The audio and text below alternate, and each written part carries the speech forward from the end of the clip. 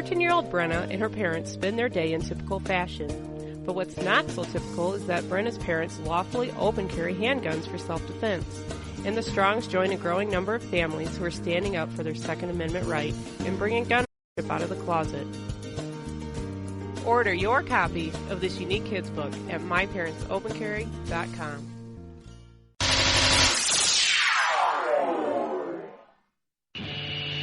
It's a bumpy ride through the political jungle with Nate and Brian.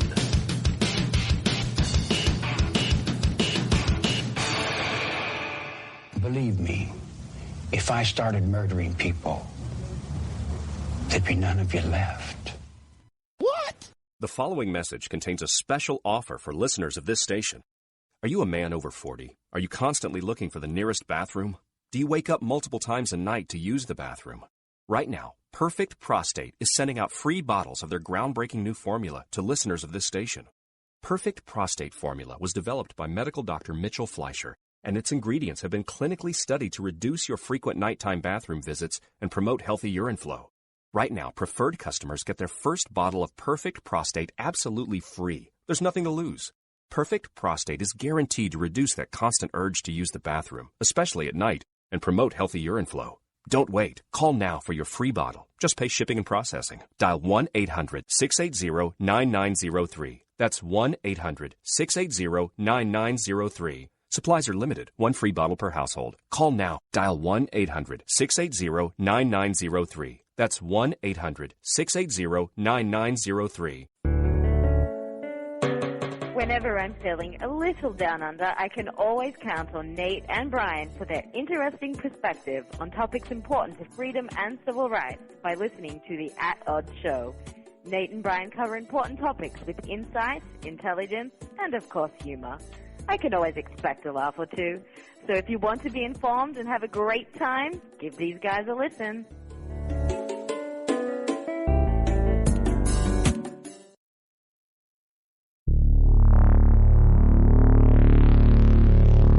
At Odds.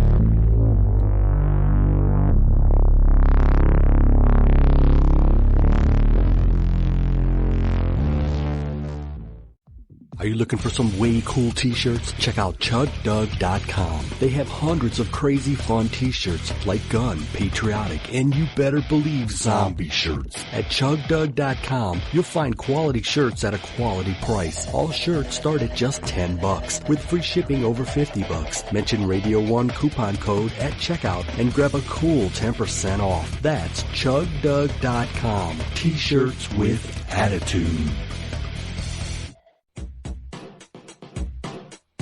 The At Odds Show with the greatest political talk show hosts in history, Nate and Brian. And it's sad that they actually believe that. So give a listen because the delusional need love too.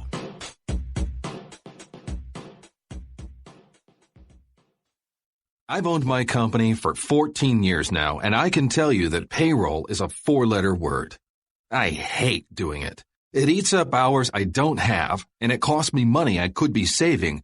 But my accountant's too expensive. And I'm not sure who to call, but I know I need help. We're Paychex, and we take all the hassles out of small business payroll. We save you time and money. It's easy. Call, fax, or give us your payroll information securely online, and we take care of the rest. We calculate the correct taxes, manage payments and direct deposits. We even send out your checks. Payroll doesn't need to be a 4-letter word anymore. We're so sure that we can save you time and money that we'll give you a month's payroll free. Just for calling 877-887-4991. Get 1 month's payroll for free. Call Paychex right now. 877-887-4991.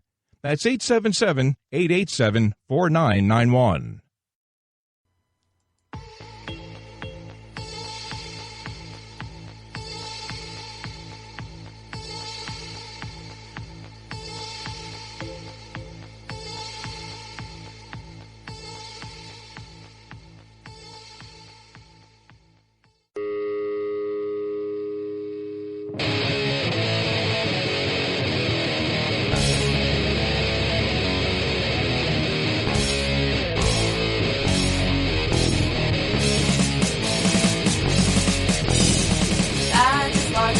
everybody's on the wall.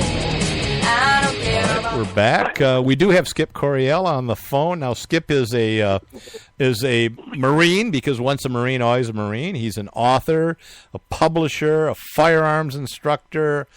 What else? Oh, a father, a brother, a all-around nice guy. We went through this list the first half, and that's what took the first half hour of the show. So. Right. So Skip has written a new book called what? Citizens or Civilians? I don't know which. Civilian Combat. There you go. Skip is on like Civilian Always Combat. Prepared. What is it? A guide to concealed carry? Yeah, it's called Civilian Combat, the Concealed Carry Book. There you go. Now, Nate and I were fortunate. You asked us to review it and give our comments, which we did for you. And which is really odd, Brian, because you reviewed the entire book and you can't remember the title of it. I'm confused. Right. I don't care about the title. I care about the content. All right. You can't judge a book by the cover, Skip. You know that. All right. Our question, though, our burning question is, did you include a picture of you, Nate, and I in the book? And we know the answer to that. No. You do. What do you mean no? What? Of course I did, yes. Did you really? Well, of course I did, Brian. I mean, we took a picture right out front of Richie's Cafe in Hastings. Yes. Yeah. You know, do you notice how hard it was to hang that flag up behind us on the cafe wall? I know. That was tough. That was tough. Did you use that one? Absolutely, I did. Good. You must have wanted it, right? Yeah, it was a good one. I sent you a couple of different things. One with a nice lake in the background, nice naked women in the background, but you chose the flag. Good choice. All right, so Brian, take care of my friends. So I know. Okay, I hate to jump in here, Brian, but I think what we actually need to start with is you should ask our guests the question of the day. Yes, the trivia question. Oh yeah, we got to do that. So Skip, which American state flag has a UK Union flag within it? I think it's British Columbia. Okay, that's not a U.S. state, but good guess. Do we have any viewers that... yeah, Massachusetts was one. Okay, that's not correct. Delaware? Nope. Colorado? Nope. Those all good guesses. Florida? Nope. Texas? That's a Lone Star State. No, they wouldn't have that. That's it. It's really weird, but it makes sense in the fact that the UK were some of the first people to discover this island in the middle of the Pacific, and the flag is Hawaii. Hawaii. The state of Hawaii has up in its canton, the upper corner of its flag, the UK Union Jack. I never liked Hawaii. Yeah. Screw them. They got macadamia nuts and pineapples. Nobody needs that. Yeah, and gun laws. And gun laws. They have very strict gun laws. All right, so getting back to your book. Tell us about your book. What is it about? Why did you want to write it? Et cetera, et cetera. Go ahead. Well, obviously I've been teaching for close to 20 years now and taught thousands and thousands of students, and I just enjoy teaching. And, of course, I enjoy writing, too. This is my 11th book. But I particularly wanted to write this one because there was so much kicking up around in my head that needed to get out. There's so many things that I've learned. I wanted to pass it on. And I figure, it'd be good for my students. They can go ahead and they can take my class. And then if they want to buy the book right there at class, they can do that. It's one of the things I'm going to pitch it for is for renewal training. Here in Michigan, they need 3 hours review of the original course material. You buy the book, you read it, you've got 3 hours review of the original course material. So, but it tells a lot of stories. I don't teach like other instructors, I don't think. I'm very story oriented, maybe because I'm a novelist, but a flair for the dramatic, I guess. I mean, you guys heard me teach years and years ago, but the more I teach, the more stories I get, and I just enjoy it. I love it. I enjoyed writing it, and so far we've got good reviews on the content. So, well, you're doing pretty well on Amazon. Am I? On sales, yeah. I mean, yeah, you're up there. Well, good. That's good. You don't even know. Come on. Jeez, check it once in a while. That's scary because I'm your publisher. I know. My Parents Open Carry. Amazon.com. If I could sell half the books that My Parents Open Carry did, I would be Isn't that something? thrilled and enthralled, thrilled beyond repair. You'll sell more. Because it's concealed carry. Nobody likes open carry. Yeah, that's true. Oh, that's not true. There are a few people who like open carry. That should be your next book. What, nobody likes open carry? Nobody likes open carry, and this is why. And you could write a whole book on it. So Skip, can you give us? I guess there's so much good stuff in the book, but can you kind of give us a few of the the highlights or the main points to get out of the book? Well, I think I kind of approach teaching concealed carry from the perspective that I would like you to have not just hardware skills but software skills. Software skills would be things like warrior mindset, situational awareness, avoidance, all of those things. When I teach a class, I try and focus on two things that will, keep you out of the court system, criminal justice system, and things that will keep you alive in a firefight. And a lot of that is mindset. I mean, a lot of the people that I talk about in there, like Colonel Dave Grossman, Dave Spalding, Rob Pincus, they're all big mindset psychology type people, and I just think that most altercations can be avoided if you've got situational awareness, if you know what's going on around you, you look out ahead of you and see what's coming down. Just being aware.